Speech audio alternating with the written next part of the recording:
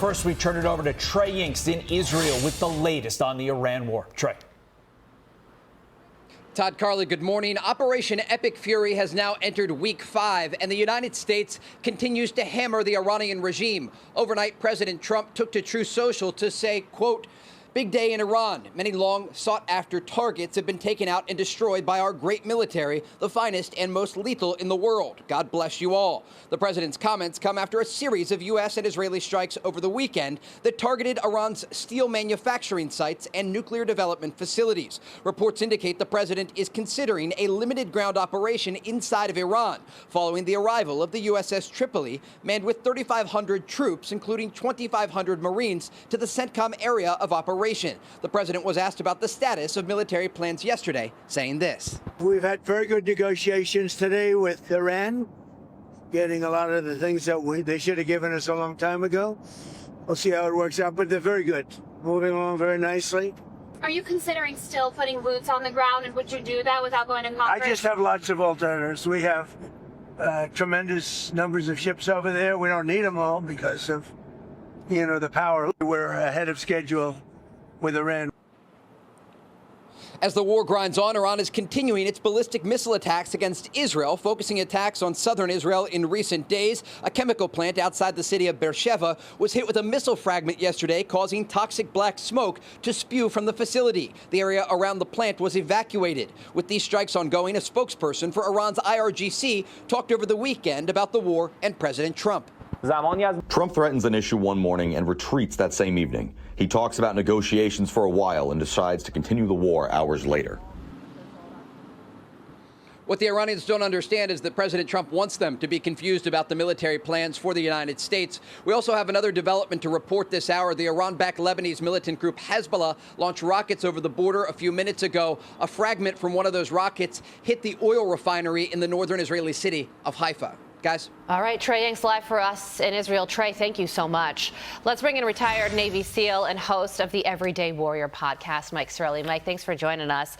So that is the question here. The president says that he has a lot of options when asked about ground troops, and Secretary of State Marco Rubio also made comments this weekend saying that we absolutely can achieve our objectives without troops on the ground. But at the same time, there is this military buildup with the USS Tripoli in the region right now.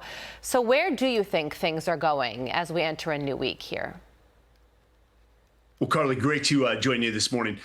Trump is creating leverage through optionality. And when you send the Marines, that becomes real consequences for our adversaries. And he wants Tehran to know that. But, this looming ground invasion, Iran wants us to think Fallujah 2.0. I guarantee you the Pentagon is thinking limited combat operations, which is controlled violence with a map while keeping an eye on the clock. We will not get bogged down in another Iraq-style, sort of mission. And so this is not a 2003 Iraq sort of road to Tehran march. This is limited objectives. That's either key nodes, seizure of infrastructure, or even nuclear material. But that leverage is what gives Trump strength in these negotiations with Iran. Iranian officials have made comments saying the U.S. is unaware that our men are waiting for American soldiers to enter on the ground so they can set them ablaze and punish their regional partners forever. What should we know about Iran's military if troops do enter on the ground? Well, Carly, let's look back in history. Iran actually has experience here. They were providing, Iranian special forces known as Quds forces to support the Saudi or the modern militia in Sadr City in 2008. And they were very violent. Ultimately, Iran can't stand conventional army to conventional army. They would get decimated.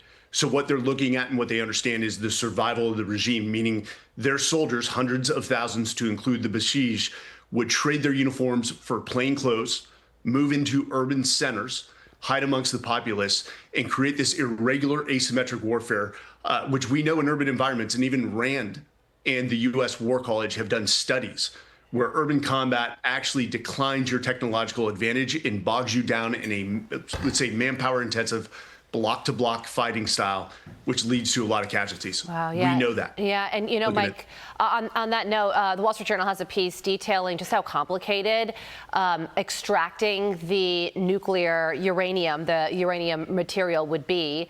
And the bottom line that they have come to is that it would take days to weeks to extract. So the chances of that happening, in your opinion, are what? I would say they're still high. I mean, a large part of the objectives of this campaign was to remove their ability to enrich uranium, also to even hold uranium. So, think of a Marine or 82nd Airborne style special operations limited raid to go in and seize that material. Now, can we hold it for days and weeks? Yes, given our war power and our strength, we can do that. There's a lot of risk. That sounds remarkable. And then finally, really quickly to you, because the other big news is that the president says that Iran has agreed to allow 20 more ships of oil through the Strait of Hormuz. Do you think that is a sign that they could be willing to negotiate, or could that be self-serving? No, it's about the regime and their survival. I think what we're seeing is a power struggle within the remaining leaders in Iran. People are trying to consolidate power. So right now, a lot of the conversations are going through the parliament speaker, Gallup, and he's consolidating power. So they are going to give a little, knowing the consequences that we are surging troops, the Marines and the 82nd Airborne forward. They are trying to find the right negotiation standpoints to maintain the survivability of this regime moving forward. That's all they care about. Yeah, and as Trey was reporting, Hezbollah once again striking Israel, and yesterday the Houthis also entered the situation with 2 missile strikes launched against Israel as well. Mike, thank you so much for joining us. We appreciate your time and your expertise as always. Thanks, Carly. I'm Steve Doocy. I'm Brian Kilmeade. And I'm Ainsley Earhart. And click here to subscribe to the Fox News YouTube page to catch our hottest interviews and most compelling analysis.